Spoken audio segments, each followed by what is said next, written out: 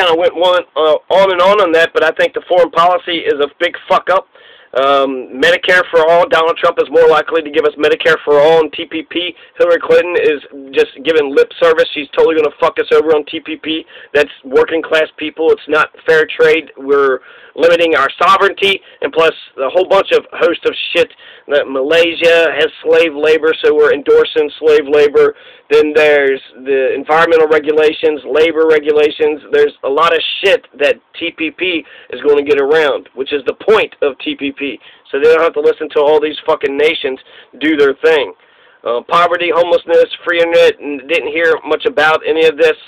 And Social Security, not for expanding Social Security, so they could cut Social Security. And then, of course, the barbaric foreign policy. So I'll give credit with the minimum wage, but even the other successes isn't great success. It's not as great as people think it is. So the legalization of marijuana, I was pretty excited about. The second Glass-Steagall Act, I was pretty excited about. Free college. These are incredible, you know, they say the most progressive platform ever in the history of platforms. I don't think so. But it's pretty exciting stuff. Free college for 83% of Americans. If you, families who, let's see, 150,000, 125,000, 115,000, but families, there's 83% of all American families are under like $150,000, $125,000 per year. 83%, which actually opens my fucking eyes so much. So even, I don't know why there's so many damn Republicans. If these 100,000 millionaires, if these people making hundred thousands of dollars are, you know, voting for the Republic, like, we're all in the same fucking boat. There's a billionaire class. There's the 1%. There's the 1% of the 1%. So America, we are very much a social caste. There's definitely the middle class, right? But 150,000, I mean, we're all the same. We're all in the same. I mean, it seems like there's the rich versus the poor. But I bet some of these people, you know, making $20,000. Well, I'm rich. I make $20,000. Oh, okay, so you wouldn't want a $10,000 boat? Even these people, you know, make $150,000 could use $10,000 bucks. So free college is pretty exciting. So, but it doesn't allow for 17%. 17% of those who go to college aren't going to get free college. So even the you know, children of the upper middle class, they deserve to go to college too. Perhaps their parents aren't very good. They don't like their own kids. They're bad at raising them. They came from someone else's marriage. They're their stepkids, and they just absolutely hate them. So they don't help them financially out with the cost of college. That doesn't help them. Coming from a wealthy family, and in fact, hinders them because they had a shitty fucking upbringing, and then the society isn't even helping to develop them. So they're left to their own devices, just like anybody else out here. So I'm not for sure, though, if college is even what it's cracked up to be. So I got some strong reservations with how education actually is run in general. We should have a Sudbury Valley school where we're actually practicing our democratic virtues and how to be, how to live in a democracy. I think that, you know, there's a lot of people that don't have any fucking clue, and that could be either terrifying or it can make you a fucking weirdo. I mean, if you don't know how to interact in a democracy, then everything you're doing, you're just making up. And if you do know how to interact in a democracy, then that should give you some comfort because you know the channels of power. You know the ways you can sort of flex your muscle in order to get what you want, at least on paper. On paper, right, we have the right to free speech, but if I was to go to a cop and be like, fuck you, you son of a bitch, lick my balls, bitch, I don't know if he would find that. And if he got mad about it, I'd be like, hey, you got to protect my freedom of speech. No, freedom of speech, nigga. And then he would have to be like, okay, chill out, man. Don't call me nigga. I'm not your nigga. and so freedom of speech, right? Freedom of speech. So you can't come after me. Freedom of speech. You should actually defend my right to say outrageous bullshit things. So he should be pissed off if anybody got pissed off at me. Hey, are you telling him to shut up? He's allowed to speak if he wants to. But then you're allowed to say shut up. And so, but if it's shut up, like a fascist, shut up, or there's going to be violence, that's a fascist. Do what I say or violence will happen. So, I'm not sure if college was cracked up to be. So, free college is what Bernie wants, so this is a Bernie success story. Hillary, on the other hand, wanted us to do wage slave work study. So she says, yeah, you can get college, but there must be work study. So that's probably what she's going to do. She's probably going to make us do shit. And if it's just irrelevant shit, right, just sweep this fucking sidewalk again, that's bullshit. Nobody, I mean, do important stuff, smart, important stuff. I wouldn't mind doing work in addition to getting an industrial education, but it's all obedience. And sometimes education, you got to dream big and explore and figure this shit out as you're going. It shouldn't be so damn rigid and rigorous. It's too fucking, the rigor is making it rigid, and it's fucking stoic and oppressive, and that sort of smothers your soul, your fire that's yearning to breathe free. So it doesn't cover 17% free college, yeah, but not for 17%. Hillary Clinton wanted to add work study in addition to it, so that means it's possible that we won't get free college at all. It'll be a work study type of thing, or maybe it'll all only be work study things. Her commitment to many of the progressive issues in the Democratic platform are suspect anyways. I expect Hillary to pivot towards the general election, which means that she'll be that Goldwater girl she was proud of being in the 60s when Barry Goldwater voted against integration. The same can be said of the other two major issues the progressives won on the Democratic platform, that Hillary Clinton herself doesn't believe in it. She doesn't believe in free college. She doesn't believe in the legalization of marijuana. She doesn't believe in the second Glass-Steagall Act. So while those three are very hopeful planks in the platform, because she's the president, she could veto it. If she doesn't push for this stuff, none of this matters. None of this matters. And then when people argue, they'll remember the fucking argument, and they'll just want to defend the argument that they had and not go with what is actually right and best. So I'd consider the second Glass-Steagall Act, the legalization of marijuana and free college for 83% of Americans, as major wins for America and for Bernie Sanders, for the progressives to put this on the Bernie-Hillary Democratic platform. But that's the problem. Hillary told us what she believes. It's not free college. It's not to legalize weed. And she's against the second Glass-Steagall Act. It was her husband that killed it to begin with. And that deregulation of Wall Street led to the biggest fucking recession, the Great Recession that we had in 2008, 2009. The only thing Hillary seems to be more progressive on is abortion and gun control. On abortion, she's right. On gun control, she is wrong. So on education, she's close, but wrong. On marijuana, she's right, but there's only a 20% chance. The party is right, but there's only 20% chance maybe of Hillary passing it. This is not a priority. This is not something she wanted, Obama, neither one of them want to do this. And then the same can be said about the second Glass-Steagall Act.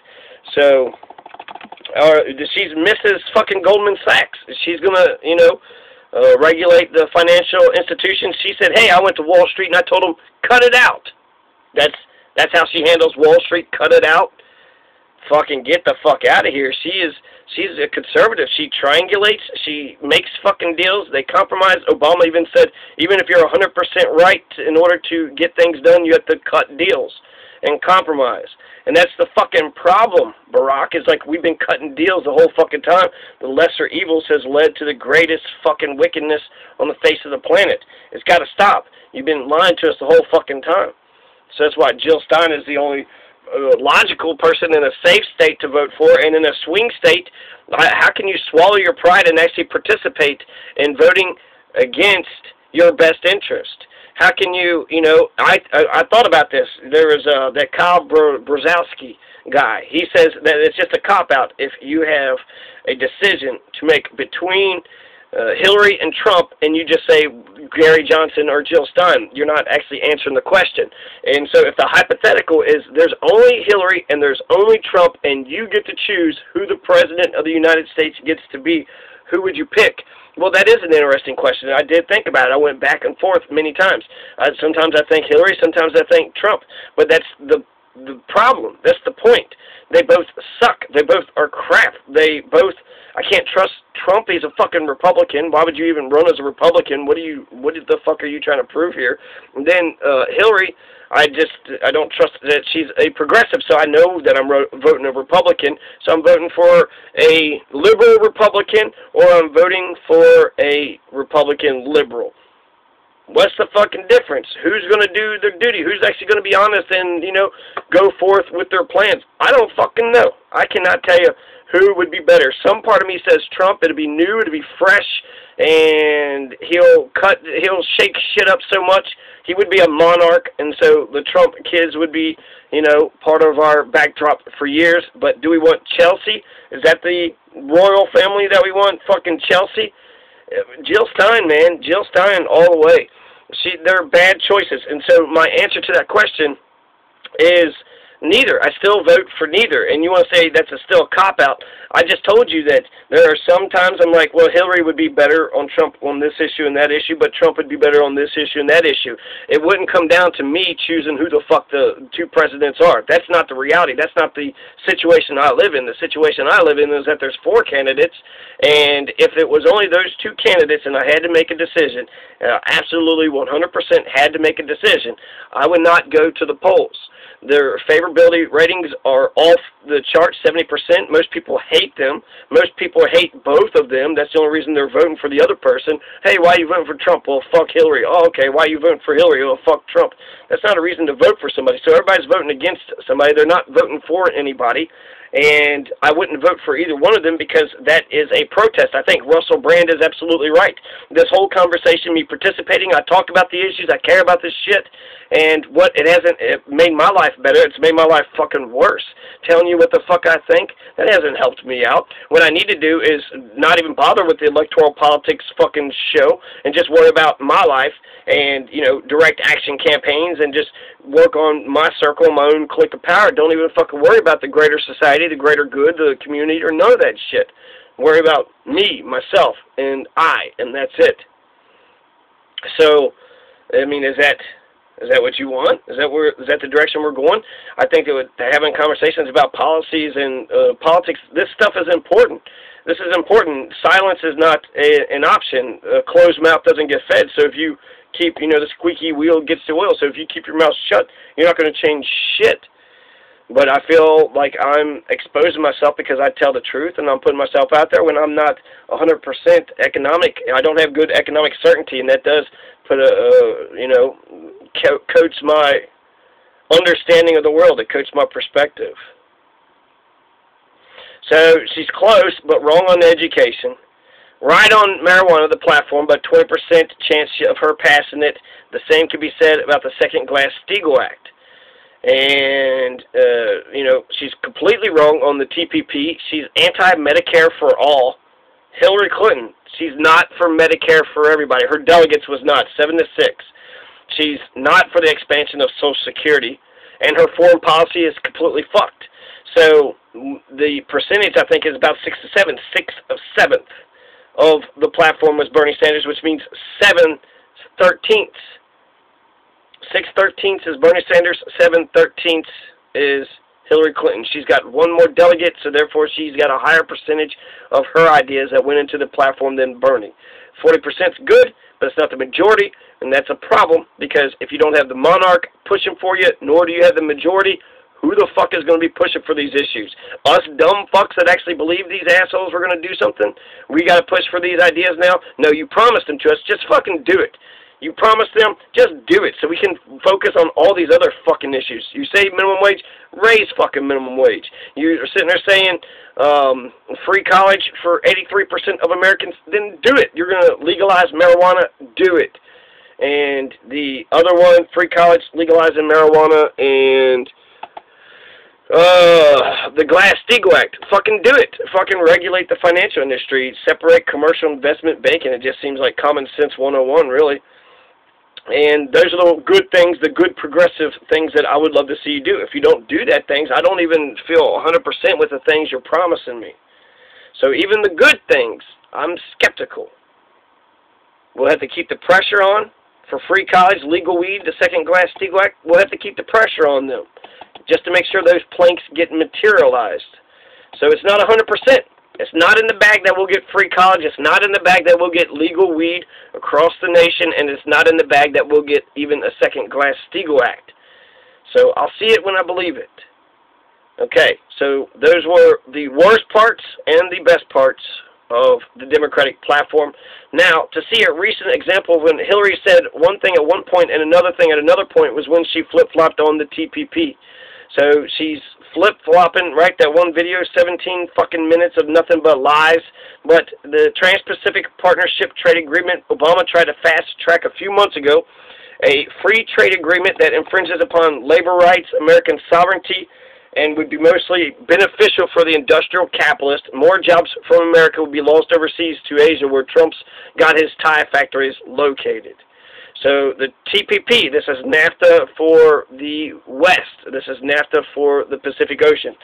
And anti-TPP language is intentionally omitted by the Goldwater girls, so that means they couldn't promise to be for it or against it. They didn't put it in the platform. They made sure that the Goldwater girls delegates kept it out of the Democratic platform. Donald Trump, however, is against TPP. So he's right on trade. Hillary is for TPP. Trump is against TPP. He's right on trade. He's right on the Iraq war. He's been right on the foreign policy. That's a major issue of foreign policy. He is more of a liberal on the war, the Iraq war. He is more liberal when it comes to getting national universal health care. And now he is more liberal on TPP. These, these two things have switched. Trump is Trump. It seems like he is his own man. He has his own beliefs. Now, some things are probably liberal, some things are conservative. He had to promise some things, but shit, he fucking shit all over the Iraq war and Jeb Bush all over his face in front of the whole fucking country. That was amazing. That was in-fucking-credible. I've never heard Democrats do that. Hillary says it was a mistake. 1.5 million Iraqi people are dead. Who gives a shit? It was a mistake. No, it wasn't a mistake. It was the fucking blunder. It was a dreadful. It fucked everything up. It fucked every fucking thing up. What did we get out of it? We could have bought 15 countries for the price of that fucking war. We just proved to the world we could bomb the fuck out of anybody, and Russians and the Chinese won't do shit. They'll protect their fucking borders, and that's it. Let the rest of the world go to hell. There's only 8 countries with nuclear weapons, so that means every country that doesn't have a nuclear weapon is vulnerable to Hillary and Trump's empire. The global south is vulnerable to Trump and Hillary's empire, and that's just if they're not stupid and go after China or Russia or the nuclear countries. Nuclear war is very much a possibility. 8 countries, 9 countries has it. Trump is going to be passing out to Saudi Arabia and Japan and South Korea. But his questions on NATO, I don't know what he believes. He's in favor of keeping secrets when it comes to foreign policy, which I understand the art of war. You keep secrets, but in a democracy, you put it out on the table and you say, here's what I'm doing. And so I think he's that way with healthcare. I think he's that way with the abortion. It seems like he's going to be like that with more and more issues. But he still talks Hannity's fucking talk. He still is a Republican. He still listens to Fox News. And so I don't trust him. I don't trust Donald Trump.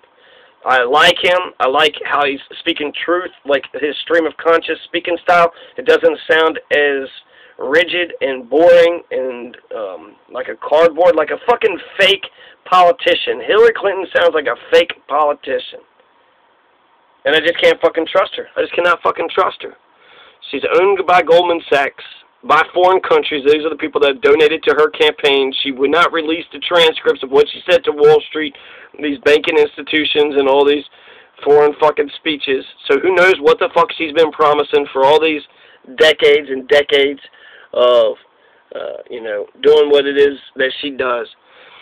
But she's owned by Goldman Sachs in foreign countries. She will very much defend the billionaire class. She's not against the TPP, just like she's not for the legalization of marijuana. So, that doesn't give me comfort. So, like TPP, Hillary and her delegates are against weed, the Second Glass-Steagall Act, and free college. So they're against these ideas. They weren't for these ideas. These were sort of pressured onto them. And I guess some Hillary Clinton delegates, since they voted for it, but Hillary herself, and I guess her close allies would not be in favor of this. So if you're against something, it's like Rand Paul and Obama. Rand Paul and Obama, both of them smoked marijuana when they were younger. Rand Paul actually dunked a college woman's head into the creek and, you know, was going to drown her unless she worshipped his Aqua Buddha. I guess he had a badass bong and he called it the Aqua Buddha. So Rand Paul, in order, if he was to bring up the legalization now of marijuana, that story comes out. Why did he fucking act that way? Why did he treat this woman the way he did? And the fact that he's running away from the fucking issue, that shows he's got no commitment, no principled commitment in order to do, you know, what his father was. He fucking ran on the auspices of his father. But he very much bullshitted Kentucky, didn't tell us what he was actually for, and really it seems like the more I see him, he's for nothing. He gets in there and he says that he's for things. He seems to be against the empire. He seems to sort of question things, and he has his beliefs, but he doesn't push his beliefs as well as I thought he was going to. So, and I think he's flipped. So, I mean, once you've sold your soul out, once you've sold your soul, who are you then? If you've already, you know, if you vote for the empire, if you vote for prohibition, if you go along, go with the flow.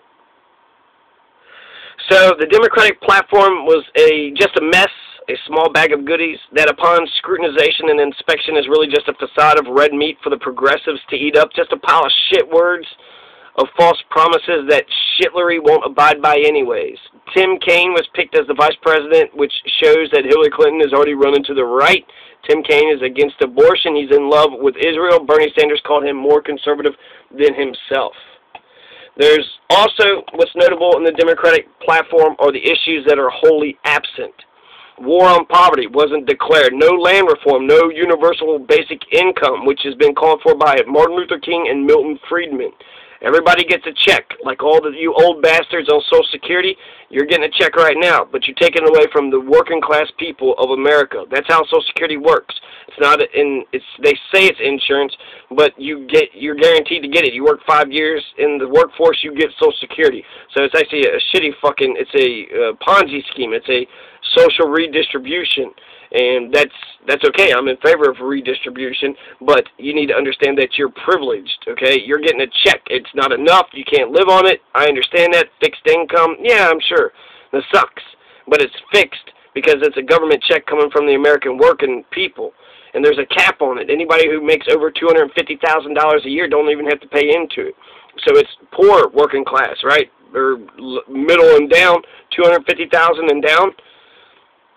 And so those weren't mentioned. Universal basic income wasn't mentioned. There's no economic Bill of Rights, no green Bill of Rights, no land reform, war on poverty. This is LBJ. None of this has come to fruition. Rejected the turn the post office into a bank idea in order to fuck over the payday lenders.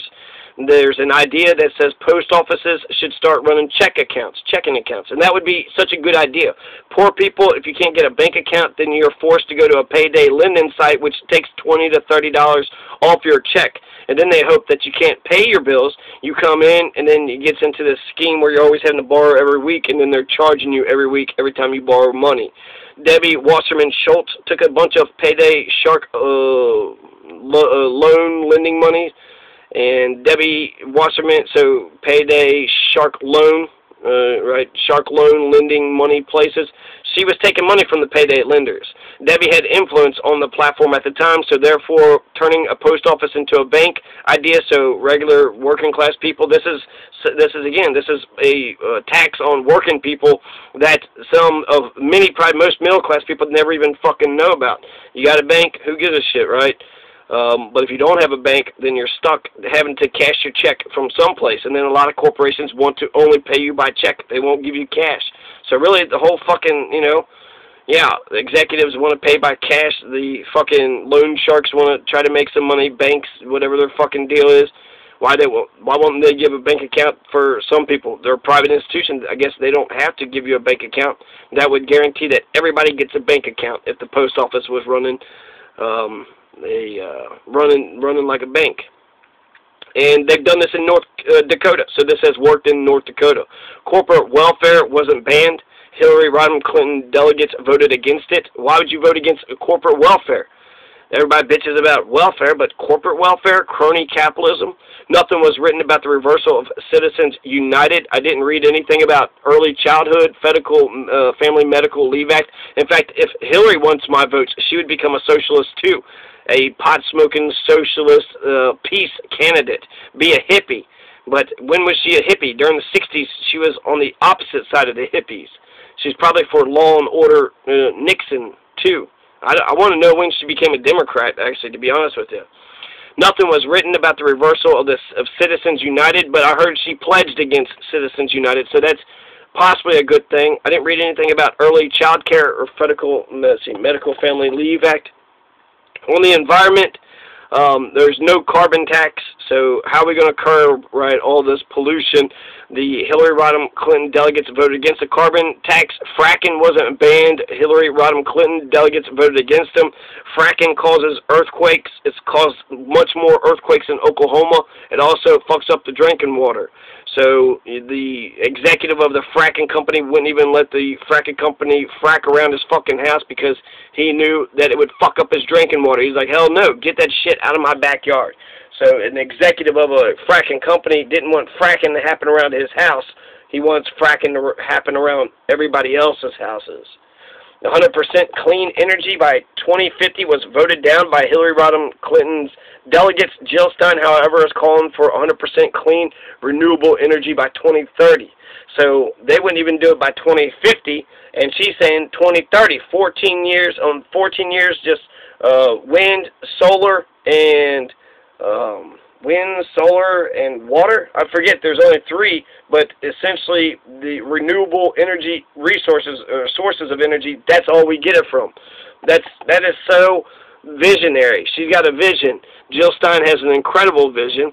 She wants to do it by 2030, but Hillary Rodham Clinton delegates voted it down. And it extended to 2050. And it's just a fucking goal. 100% clean energy by 2050. Which would mean you got, what, fucking 34 fucking years? That's a good vision. No climate impact study was going to be done for the Keystone Pipeline.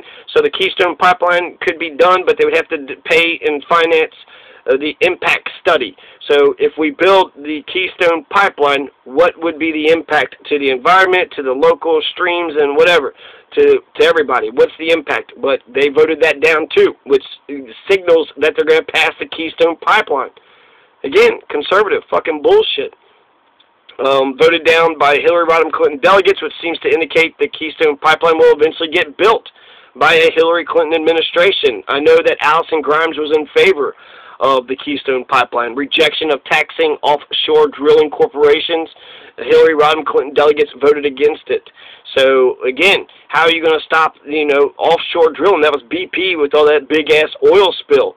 But we don't want to tax them. Let's not tax these big-ass oil companies that's causing these big-ass spills to offshore drilling. That would mean that's America's oil. Why would we not tax them from taking America's oil? How the fuck are private companies even taking our public resources anyways? Who gives them permission? The executive branch, I guess? The legislature? Sometimes I feel like nobody's paying attention to this shit. How do they get away with some of this shit? There is an amendment to ban private fossil fuel companies from stealing private land with the public power of eminent domain. That provision was voted down by the Hillary Rodham Clinton delegates. So, again, eminent domain is public power, and they're saying that fossil fuel companies can't steal private land with the public power of eminent domain. They shouldn't.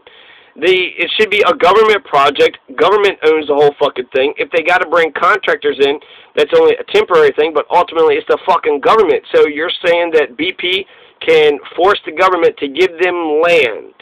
So again, more Keystone Pipeline. This is showing, their asses. They are showing by what they vote against that they are not in favor of this, which this clearly benefits the private fossil fuel companies and not public interest. But the eminent domain can only be used for public interest. So anybody who takes land for eminent domain, it's only a public interest. But if it's for private corporations, and that's what the fascism, according to FDR, Mussolini, is corporatism. When government and corporations become one, then the government can be used as a weapon to bludgeon the people in defense of the corporations. My way of looking at the world is that the government's a tool to be used in defense of the people to bludgeon the corporations, the wealthy, the bankers, the elite, the 1%, to make sure that they're behaving the way they're supposed to be behaving. That's the problem with government. That's why the elites hate government, because government is the only entity out there that will force them to act right, to act, to treat people the way that they should be treated, to have safety, safety regulations, to make